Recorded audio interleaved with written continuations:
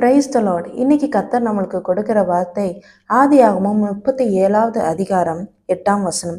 அப்பொழுது அவன் சகோதரர் அவனை பார்த்து, நீ எங்கள் மேல் துரைத்தனம் பண்ணுவாயோ, நீ எங்களை ஆளப் போகிறாயோ என்று சொல்லி அவன் சொப்பனங்களின் நிமித்தமும் அவன் வார்த்தைகளின் நிமித்தமும் இன்னும் அதிகமாய் பகைத்தார்கள்.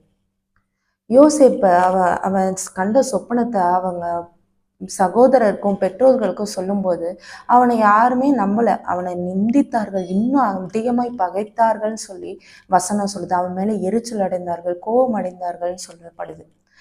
இன்னைக்கு ஆண்டவர் சொல்றாரு, உங்க வாழ்க்கையில உங்க சொந்த குடும்பத்திலேயே உங்களை பகைக்கிறாங்களா, உங்களை விரோதமாய் பேசுறாங்களா, உங்களுக்கு எதிராய் நிற்கிறாங்களா, நீங்க அன்பாய் இருக்கும்போது அந்த அன்பை அவங்க புரிந்து கொள்ளாம உங்களை புறக்கணிக்கிறாங்களா, உங்களை தள்ளுறாங்களா, உங்களை ஒடுக்குறாங்களா, என் சொந்த சகோதரர்கள் தான், என் சொந்த ஜனம் தான், என் சொந்த பெற்றோர்கள் தான் என்னை நம்ப மாட்டேங்கிறாங்க, என்னுடைய வார்த்தைகளுக்கு மதிப்பில்லை, என் குடும்பத்துல என்னை யாரும் நேசிக்கல, என்னை ஒதுக்குறாங்கன்னு நினைக்கிறீங்களா?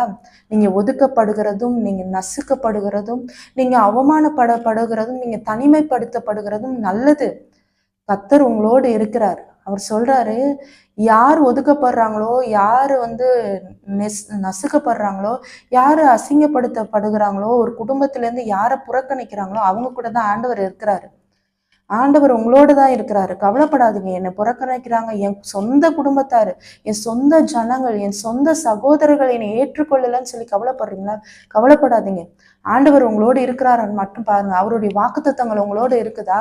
அவர் உங்களோட பேசுகிறாரா? நீங்க ஆண்டவரோட சஞ்சரிக்கிறீங்களா? அதுதான் முக்கியம். நீங்க ஒடுக்கப்பட்டாலும், நசுக்கப்பட்டாலும், வேதனைப்பட்டாலும் கவலைப்படாதீங்க. ஆண்டவர் உங்களோடு இருக்கிறார். நீங்க ஆண்டவரை மட்டும் பார்த்து ஓடுங்க.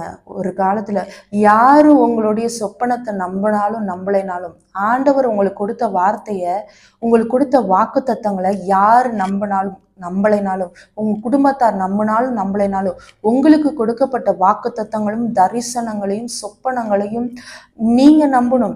ஆண்டவருக்குள்ள நீங்க நம்பணும். நீங்க நம்பும் போது ஆண்டவர் அதை வாய்க்க பண்ணுகிறவரா இருக்கிறார். யார் நம்பினாலும் நம்பலைனாலும் பரவாயில்ல, ஆண்டவர் உங்களுக்கு கொடுத்த வார்த்தையை நீங்க முழு மனதோட நம்புங்க. அதை வைத்து ஜெபிங்க. ஆண்டவர் ஏற்ற காலத்துல எல்லாவற்றையும் நடப்பிப்பார். யோசேப்பை ஒதுக்குனாங்க தான், ஆனா ஒரு காலம் வரும்போது அந்த சொப்பனம் பழித்தது. அப்ப எல்லாரும் தலைவாங்கினாங்க. அவர் சொன்ன சொப்பனம் நடந்த போது நம்பினாங்க. அதுக்கு கால தாமதங்கள் ஆகும், அதுக்கான பிரச்சனைகள் நிறைய இருக்கும். ஒரு ஆசீர்வாதத்தை சுகந்தரிக்கணும்னா, ஆண்டவரோட சேரணும்னு நிறைய பிரச்சனைகள் வரும். அதையெல்லாம் தாண்டிதான் தடைகளை உடைத்து கொண்டு போகிற கர்த்தர் தான் நம்மளே இருக்காரு. எல்லா தடைகளையும் உடைத்து அந்த ஆசீர்வாதங்கள், வாக்குத்தத்தங்கள், அந்த சொப்பனங்கள், உங்களுக்கு கொடுக்கப்பட்ட வார்த்தைகள் உங்கள் தலைமையில விழும்படி கர்த்தர் செய்வார். கர்த்தரை மாத்திரம் உறுதியாய் பற்றி கொண்டிருங்க.